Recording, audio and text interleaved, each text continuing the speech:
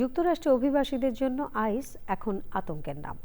যে কোনো সময় অফিস, বাসাবাড়ি কিংবা যে কোনো স্থানে হানা দিয়ে প্রবাসীদের গ্রেপ্তার করে তারা। তবে আইস মোকাবেলায় অভিবাসীদেরও কিছু অধিকার রয়েছে।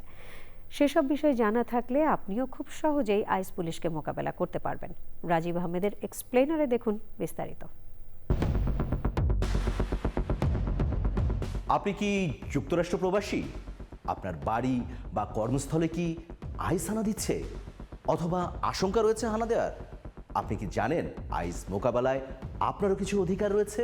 সেসব অধিকার সম্পর্কে আপনি যদি অবগত থাকেন, তাহলে আপনার পক্ষে আইস মোকাবেলা করা আরও অনেক সহজ হয়ে উঠবে।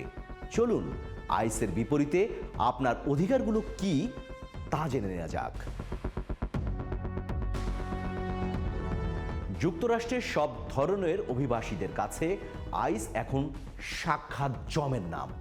অবৈধ অভিবাসীদের ধরার কথা থাকলেও তারা এখন বৈধ অভিবাসীদেরও ডেরায় হানা দিচ্ছে। দেশটির বিভিন্ন অঙ্গরাজ্যে কঠোর অভিযান পরিচালনা করছে। এক্ষেত্রে আইস যদি আপনার দরজা এসেই পড়ে, তাহলে শুরুতেই মনে রাখবেন আপনি তাদেরকে দরজা খুলে দিতে বাধ্য নন।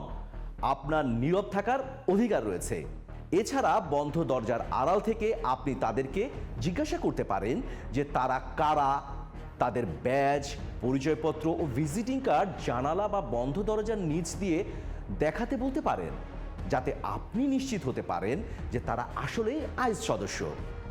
এখন আপনি যদি নিশ্চিত হন আইস এজেন্ট আপনার দরজায় রয়েছে, তাহলে তাদের কাছে বিচারিক গ্রেফতারি পরোয়ানা আছে কিনা জিজ্ঞাসা করুন।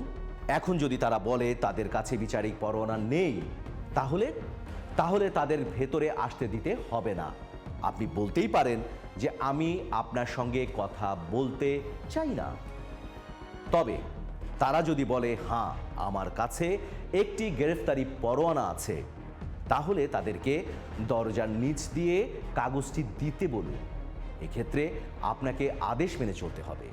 চিঠিতে আপনার নাম আছে কিনা দেখতে হবে এবং নিশ্চিত হতে হবে যে এটি একজন বিচারক স্বাক্ষর করেছেন। এতক্ষণ তো আপনার নিজের কথা বলা হলো।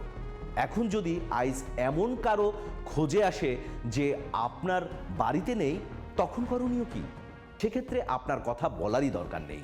আপনি যদি কথা বলতে চান, তাহলে আপনি আইসকে যোগাযোগের তথ্য রেখে যেতে বলতে পারেন।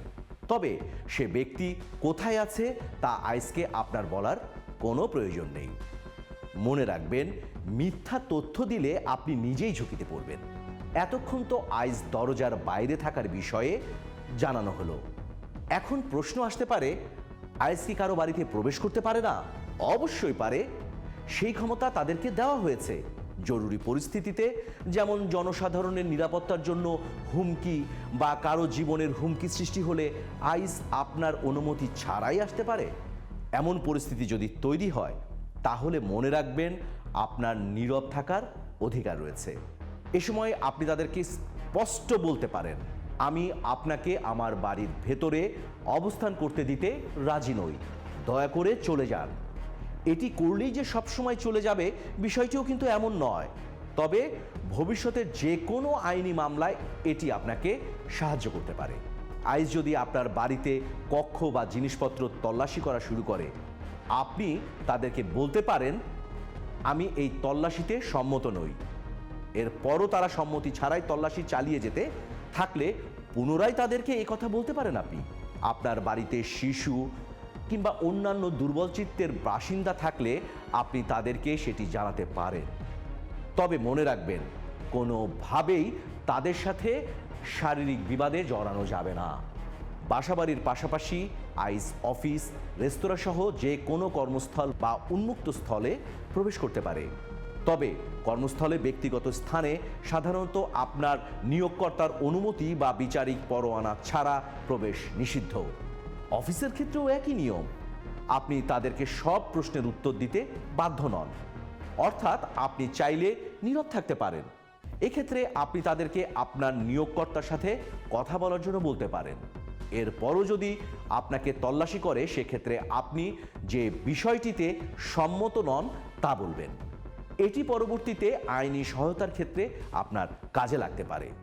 দুর্ভাগ্যজনকভাবে আইসের হাতে যদি আপনি আটক হয়ে যান, সেক্ষেত্রে করণীয়টা কি? সেক্ষেত্রে প্রথমেই মনে রাখবেন, একজন আইনজীবীর সাথে কথা বলার অধিকার আপনার রয়েছে। আইনজীবীর সাথে কথা বলার আগে আপনাকে কোনো কাগজে স্বাক্ষর করতে বা অন্য কোনো প্রশ্নের উত্তর দিতে হবে না। আপনার স্বাস্থ্যগত কোনো সমস্যা থাকলে বা শিশুর যত্নের ব্যবস্থা করার প্রয়োজন হলে আপনি আইসকে বলতেই পারেন। আপনার যদি দোভাষীর প্রয়োজন হয়, সেটিও তাদেরকে আপনি জানাতে পারেন। আপনি যদি কোনো বন্ধু বা সমাজের নেতৃস্থানীয় কারোর সাথে কথা বলতে চান, সেই সুযোগও আপনি পাবেন। এক্ষেত্রে মনে রাখবেন, আইস সদস্যরা আপনাকে গ্রেফতারের চেষ্টা করলে আপনি যদি রেকর্ড করা শুরু করেন, তবেই সেটি হিতে বিপরীত হতে পারে। এটি ততক্ষণ পর্যন্ত করা যায় যাতে মনে না হয় আপনি আইস সদস্যদের কাজে বাধাগ্রস্ত করছেন। রেনি নিকোল গুডকে গুলি করে হত্যার পর আইস নিজেরা বাঁচতে তাদের কাজে বাধা দেওয়ার অভিযোগ এনেছে। আইস মোকাবেলায় অন্যতম বুদ্ধিমানের কাজ হলো আপনার সকল কাগজপত্র গুছিয়ে রাখা, যাতে অনাকাঙ্ক্ষিত ঘটনার সাথে সাথেই আপনি আইনি প্রতিকার পেতে পারেন। তবে এটাও মনে রাখতে হবে যে অভিবাসন আইন একটি জটিল বিষয়। ভুয়া বা নিম্নমানের আইনজীবী দিয়ে আপনি যেন কোনো জালিয়াতি বা স্ক্যামের শিকার না হন, সেটিও খেয়াল রাখবেন। আরও গুরুত্বপূর্ণ বিষয় হলো, এখন থেকেই আপনার সন্তানের জন্য আত্মীয় স্বজন বা প্রতিবেশীদের মধ্যে থেকে একজন স্থানীয় অভিভাবক ঠিক করে রাখুন, যাতে কোনো অনাকাঙ্ক্ষিত ঘটনা ঘটলেই তারা নিরাপদে থেকে পরিস্থিতি মোকাবেলা করতে পারে।